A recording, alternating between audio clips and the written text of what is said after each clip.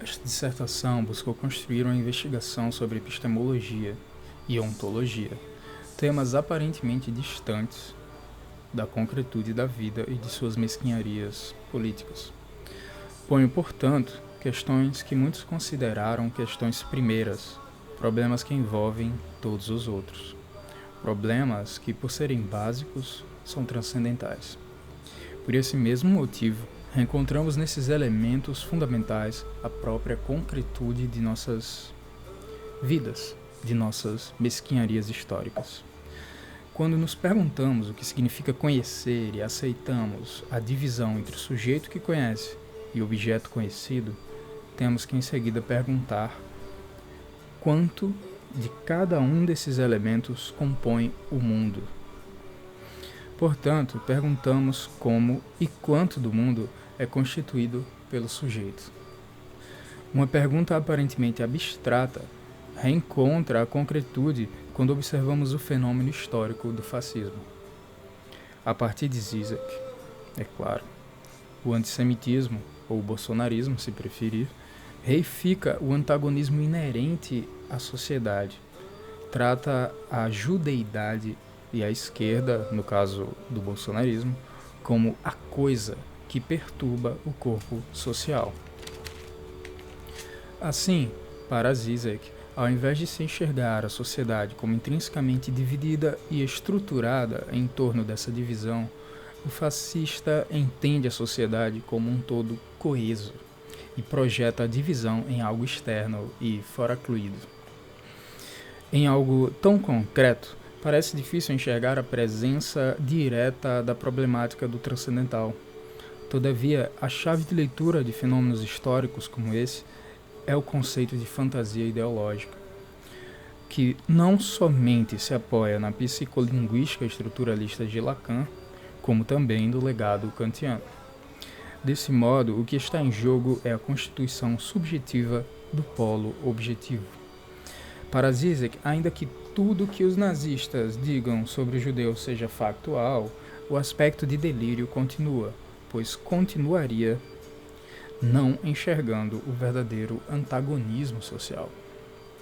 Assim, uma fantasia ideológica não é fantástica por se afastar da verdade correspondencialista, embora possa, é claro, mas por ser uma posição que arranja um concreto num todo coerente.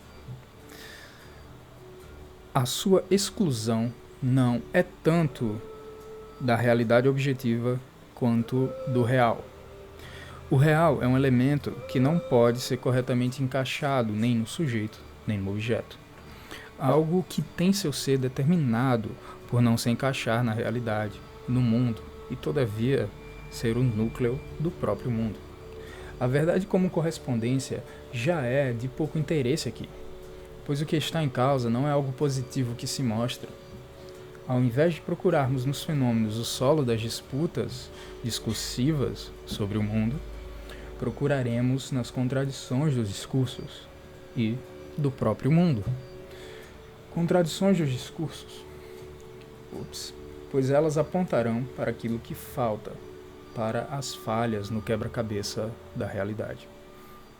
Sendo esse o nosso ponto de partida, está já dado um elemento disruptivo do esquema teórico concebido por Kant, a saber, Ding en sich, sujeito, objeto e transcendental.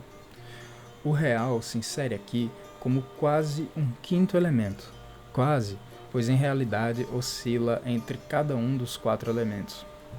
Um elemento tão paradoxal facilmente resultaria em dificuldades teóricas. E foi o que ocorreu nesta dissertação, à medida em que avançava na elaboração das raízes da compreensão de um tal problema. Fazer a teoria da fantasia ideológica se encontrar com as problemáticas levantadas por Kant, Hegel e Heidegger não é tarefa simples. O primeiro desafio é a heterogeneidade entre a psicanálise focada em formas subjetivas históricas e concretas e a investigação transcendental, que se direciona para abstrações metafísicas. A diferença entre o ôntico e o ontológico passa a permear todo o trabalho, permanecendo uma sombra negra que acompanha cada passo do trabalho. Não obstante, Zizek foi ousado o suficiente para unir essas duas dimensões ao equiparar o esquematismo transcendental kantiano com a fantasia. Enquanto o esquema organiza previamente um múltiplo dado na intuição, de modo pré-cognitivo, poderíamos dizer, a fantasia organiza as percepções e a interpretação delas a partir de efeitos de linguagem. Com isso, está dado o passo hegeliano e materialista que permite acrescentar um elemento decisivo na estrutura kantiana, a história. A relação entre sujeito e objeto passa a ser um elemento histórico na medida em que é influenciada pela linguagem. A linguagem é mais do que a língua e a fala, pois inclui sob si as práticas, todo o jogo significante humano. Deste modo, a esfera mais abstrata foi conectada com a mais concreta. Todavia, observamos um problema surgir de uma tal visão. A introdução da linguagem e história põe a contingência como centro do que Kant concebeu como necessário. Essa contingência abala as bases da certeza a priori universal, isto é, nos põe no relativismo. Ao menos assim parece na primeira visada. Por isso, a dissertação buscou observar como a inserção do real e da história podem ser feitas por Zizek sem nos levar a um compromisso com posição relativista. Na definição resumida, a fantasia estrutura uma realidade em torno do e criando o real. Ora, o real é criado pela própria fantasia, criando retroativamente o reprimido. Ora, a fantasia busca ocultar o real. No fascismo, há esse duplo movimento. O judeu, como problema, é criado no mesmo movimento que a estrutura de classes. Que a estrutura de classes é o real obscurecido. Se tal como na ideologia, conforme Alípio e conforme Zizek, não há um fora, um espaço sem ideologia, também podemos dizer que não há mundo sem uma fantasia que o ordene, de tal sorte que um sujeito sem fantasia é vazio de mundo. Isto é, ele não encontra um mundo objetivo independente de seu fantasiar. Antes, ele próprio, enquanto sujeito, é destruído, como é o caso do sujeito pós-traumático. O que sobra é o vazio, a ausência de determinação. Ora, mas então como decidir entre diferentes perspectivas, diferentes fantasias? Como saber se Aristóteles estava mais ou menos certo do que Newton? Como dizer que uma abordagem conspiratória da política é mais errada que uma realista? Na dissertação, tomamos o caminho da inquirição que leva a indagar se a coisa em si pode trazer luz. Uma tal coisa que permanece em si mesma, a despeito dos diferentes para si, no qual pode ser interpretada, forneceria o solo perfeito para definir as disputas históricas sobre a verdade. Contudo, como bem sabido, Kant não autorizou o conhecimento de uma tal coisa, por defini-la como oposta ao fenômeno, portanto, como o que nunca aparece, nunca se dá a conhecer, e todavia é o que, no aparecer, aparece de um modo metamorfoseado. Assim Kant pensou.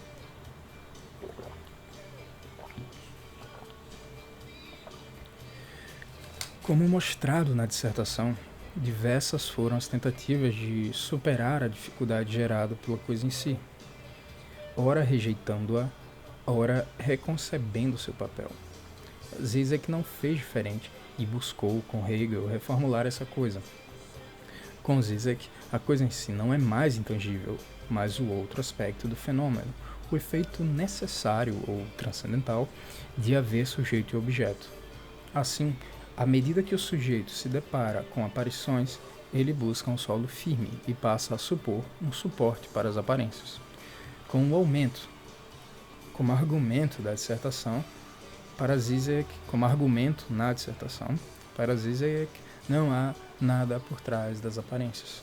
As coisas são como parecem. A partir disso, as coisas em si vão ocupar um lugar diferente daquele planejado por Kant. O objeto causa do desejo. Um objeto que causa o desejo não pode ser positivo, não pode ser um ente empiricamente dado, sendo então algo negativo. Uma ausência. A coisa em si representa então uma ausência, uma falta nos fenômenos que provoca no sujeito a sede por algo que vá além dos fenômenos. Assim, parecemos perder o solo da verdade e materialidade, mas Zizek declara aversão ao relativismo e pretende escapar dele através da verdade não absoluta e necessária, mas sim a verdade paralática. A diferença entre duas abordagens não é a coisa em si, é o ponto de toque para fora do relativismo, essa mesma diferença. Duas perspectivas, portanto, mostram uma divisão no próprio objeto que se permite aparecer de modo ambíguo. Tal como Bruno Latour almeja dar poder de ação aos normalmente vistos como passivos objetos, Zizek dá uma força ainda mais radical, permitindo que o objeto seja expressão de uma história interna articulada pela sua indecisão, ou antes, uma tensão existencial e identitária, uma não-identidade. O real da coisa, sua tensão interna, é o que impede que possamos construir uma única fantasia verdadeira, uma única representação. Todavia, concluímos a dissertação com a impressão de que o recurso a uma ontologia negativa e uma verdade paralática abre novos problemas que não podemos investigar e que correm o risco de nos deixar no terreno de abstrações, a saber, a força da negatividade, e não no materialismo.